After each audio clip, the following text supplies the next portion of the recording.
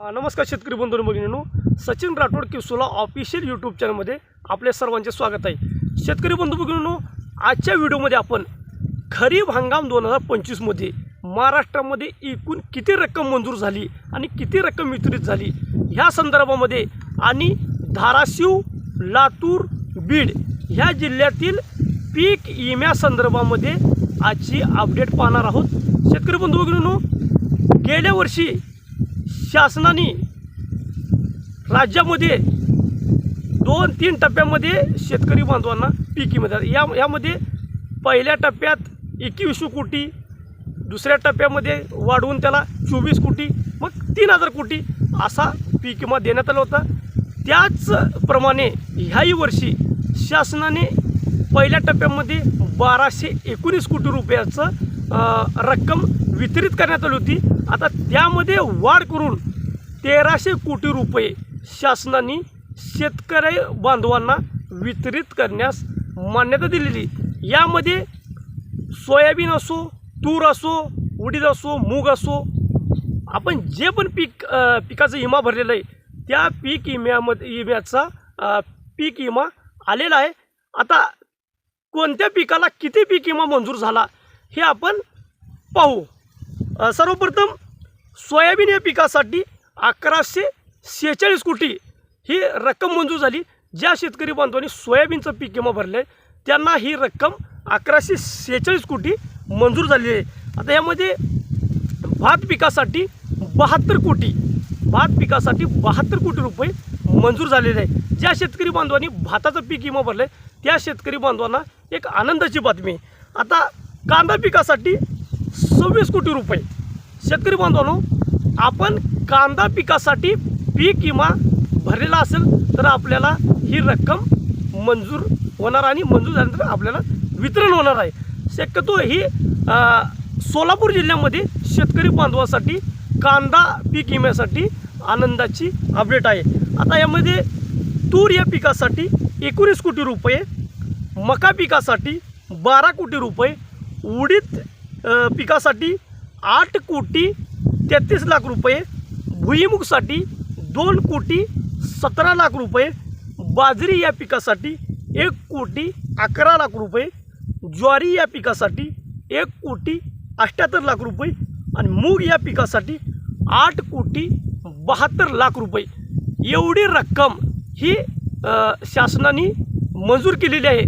आता यामध्ये मुख्य जे पीक आहे कापूस या पिकाचा पीक विमा राहिला आहे। शेतकरी बंधू भगिनींनो, कापूस या पिकाचा पीक विमा पीक कॅल्क्युलेशन बाकी आहे। ही पीक कॅल्क्युलेशन ज्या टायमाला होईल, पीक कॅल्क्युलेशन झाल्यानंतर पीक क्लेम स्टेटसमध्ये बदल झाल्यानंतर आपल्याला ती अमाऊंट दाखवणार आहे।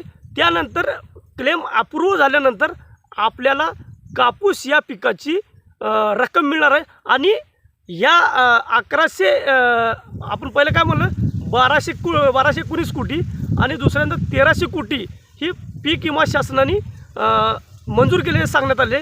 आता यामध्ये आता वाढ करण्यात येणार आहे, कारण कसं भरपूर पीक महसूल मंडळामध्ये तालुक्यामध्ये पीक विमा कॅल्क्युलेशन बाकी आहे। जसं जसं त्या जिल्ह्यातील त्या महसूल मंडळातील पीक विमा कॅल्क्युलेशन होईल आणि पीक विमा रक्कम मंजूर होईल तसं तसं ह्या रक्कमेमध्ये वाढ होणार आहे।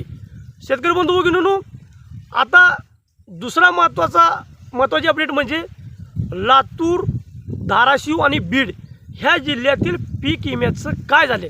शेतकरी बंधू भगिनींनो, आपल्याला आपण सांगू इच्छितो, आपले कृषी सचिव बंगालच्या निवडणुकीमध्ये त्यांची नेमणूक झालेली आहे। त्यामध्ये त्यांनी व्यस्त आहे।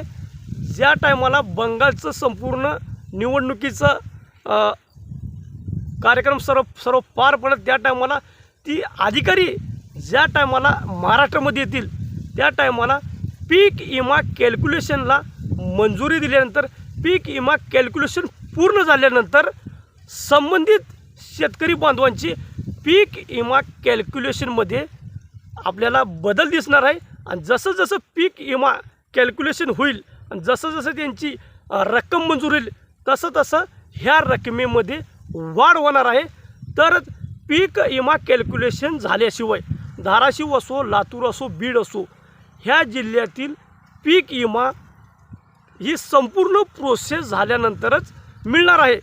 आता इलेक्ट्रॉनिक मीडियामध्ये, सोशल मीडियामध्ये बातमी पसरवली जात आहे की धाराशिव वगळला, लातूर वगळला, बीड वगळला. शेतकरी बांधवांनो, आपल्याला काळजी करायचे काही कारण नाही.